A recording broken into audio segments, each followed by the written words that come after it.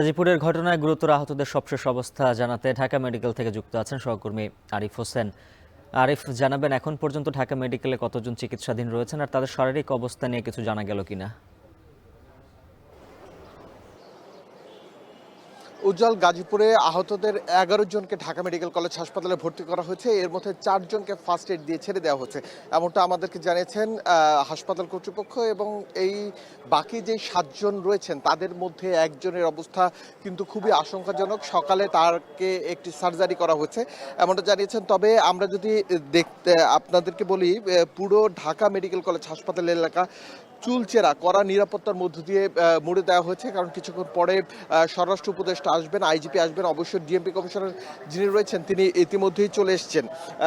এখানে এই হাসপাতালে যারা ভর্তি হয়েছেন তাদের মধ্যে কামাল 20, যিনি এনইসিউর হোয়াইট ওয়ার্ডে সার্জারি ওয়ার্ডে যিনি ভর্তি রয়েছেন। এছাড়া ইয়াকুব 25, ইমন 18, শুভ 20, গৌরব ঘোষ 22, হিমেল 20, হামজা 21 ও আবির খান 20 নামে সবকিছু মিলিয়ে 7 জন এখন পর্যন্ত ভর্তি রয়েছে। তবে তাদের শারীরিক অবস্থার বিষয়ে আমরা জানতে চেয়েছিলাম।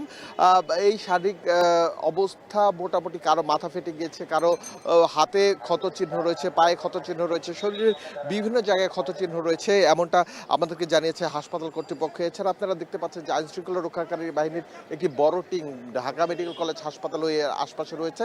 আমরা এখানকার পরিচালককে সাথে কথা বলেছিলাম, তিনি বলেছেন গাজীপুরের যেই সাবেক মুক্তিযোদ্ধা মন্ত্রী ছিল আকবা মোজাম্মেল হক, তার বাড়িতে গিয়ে শিক্ষার্থীরা, অর্থাৎ বৈষম্যবিরোধী ছাত্র আন্দোলনের শিক্ষার্থীদের আটকে রাখা হয়েছে এমন অভিযোগে তার বাড়িতে গিয়েছিলেন শিক্ষার্থীরা।